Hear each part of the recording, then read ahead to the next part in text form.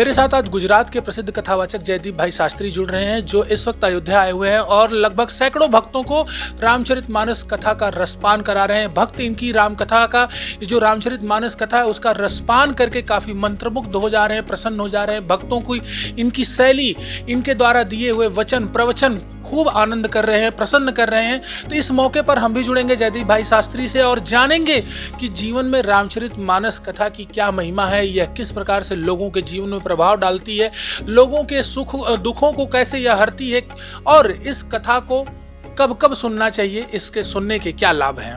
जी, पहले तो आप सबका धन्यवाद और सारी जनता का भी मैं धन्यवाद करूंगा कि जो जनता हमें सुन रही है।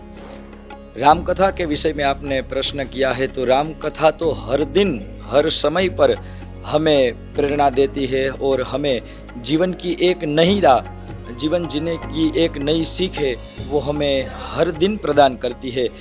हमारे संसार में व्यावहारिक जीवन के लिए रामचरितमानस ये एक बहुत बड़ा आश्रय है, जिसका अनुसरण करते हुए हमें प्रतिदिन इसका पाठ करके उसकी जो चौपाइयाँ है, उसके जो दोहरे हैं, उसके छंद है और उसमें कही गई जो हर एक बात है, वो सब की सब बात हमें अपने आचरण में उतार कर हमें अपने जीवन को धन्य बनाना चाहिए। स्वामी जी, आप रामचरितमानस कथा कह रहे हैं, दुनिया का सबसे बड़ा महाकुंभ मेला अब समापन की ओर है। आज 20 तारीख हो गई, 6 दिन बाद महाशिवरात्रि को उसका आखिरी अमृत स्नान है और समापन है। पूरे इस महाकुंभ को आप किस नज़र से देखते हैं? गुजरात हो, चाहे महाराष्ट्र हो, चाहे छत्तीसगढ़, चाहे मध्य प्रदेश, 50 करोड़ से अधिक लोग स्नान कर चुके हैं। क्या कहेंगे, महाकुंभ को आप कैसे देखते हैं? और अगला 12वां साल जब आएगा तो क्या होगी महाकुंभ की रूपरेखा, आप संतों की जुबानी? पहले तो महाकुंभ एक कोई उपजाया हुआ कोई पर्व नहीं है, वो आदि अनादि काल से सब लोग जानते हैं कि जब समुद्र मंथन हुआ और उसमें से जो अमृत की बूंदें गिरी, उनके हिसाब से वो कुंभ का मेला है वो लगने लगा है। 4 जगहों पर कुंभ लगता है। इस बार महाकुंभ लगा है जो 144 साल बाद आता है और ये अवसर हम सबको प्राप्त हुआ है। और रही बात एक कि आपने बोला कि 40 से 50 करोड़ लोग यहाँ में स्नान कर चुके हैं, लेकिन मैं तो पूज्य शंकराचार्य जी महाराज का ही अनुसरण करते हुए, उसकी बात का ही अनुसरण करते हुए यही कहूँगा कि केवल 40 से 50 करोड़ लोग नहीं, लेकिन पूरे विश्व में जितने भी लोग हैं वो सब लोग जिनके कानों में यह बात पड़ी कि प्रयागराज में कुंभ लगा है और उसने उसका मात्र श्रवण कर लिया और सुन लिया, सुनने मात्र से उनका स्नान हो गया है। दुनिया में जितने भी लोग हैं वो सब मानसी गंगा में भी स्नान करके ये महाकुंभ का आनंद ले सकते हैं। और जो लोग अपने इस देह से, इस पंचभौतिक शरीर से इसमें स्नान कर रहे और अपने आप को धन्य कर रहे, उसकी तो बात ही क्या करनी चाहिए। गुरुजी, 26 फरवरी को महाकुंभ का आखिरी अमृत स्नान है और 26 फरवरी को ही महाशिवरात्रि है। जरा सा महाशिवरात्रि की महिमा पर आप प्रकाश डालिए कि भक्त उस दिन बहुत से लोग व्रत रहते हैं, पूजा पाठ करते हैं। तो हमारे चैनल के माध्यम से बताइए, महाशिवरात्रि के दिन कैसे करें पूजा पाठ, कैसे करें अपने दैनिक जीवन की शुरुआत, कैसे करें शिव जी को प्रसन्न। महाशिवरात्रि का व्रत महामास में पड़ रहा है, इसलिए इसे महाशिवरात्रि कहा गया है। और ये व्रत नित्य व्रत में से आता है। हमारे यहाँ 3 व्रत ऐसे बताए गए हैं जिसमें ये तीनों नित्य व्रत है। एक रामनवमी का व्रत, एक महाशिवरात्रि का व्रत और एक जन्माष्टमी का व्रत। इससे तो सब लोग भूलकर भी नहीं भूलते, ऐसा ये नित्य व्रत है।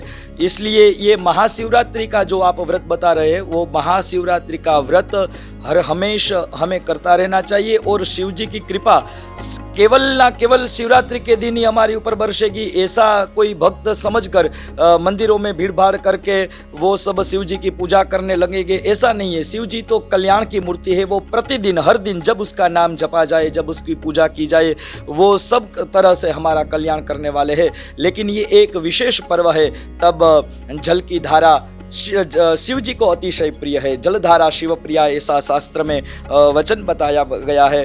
तो जल से भी भगवान शिव का अभिषेक करके हम पूजन कर सकते हैं।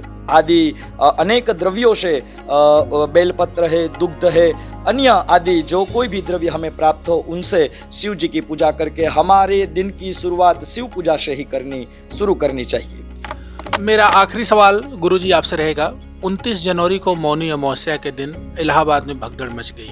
लगभग मीडिया रिपोर्ट्स के आंकड़ों के अनुसार 60 से 65 लोग मारे गए। कई बार वहां आगजनी भी हो चुकी है।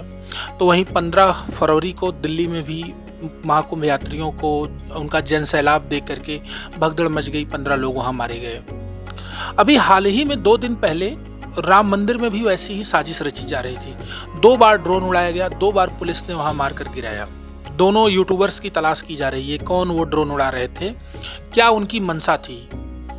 ये जो अनहोनी होने से बची है और वो जो 2 घटनाओं पे 2 जगहों पर अनहोनी हो गई है, इन दोनों को आप किस नज़र से देखते हैं? इस पर आप क्या कहेंगे? ह्यूमन एरर, नेचुरल और या दैवी शक्ति? देखिए, ये जो कुछ भी हो रहा है, जो कुछ भी यहाँ पे होने जा रहा है या जो कुछ भी होने वाला है, वो सब कोई कर्म ऐसे होते हैं कि जो दैवीय होते हैं, कि जो उसने पहले ही निर्धारित किया हुआ कि इस समय पर ये होगा।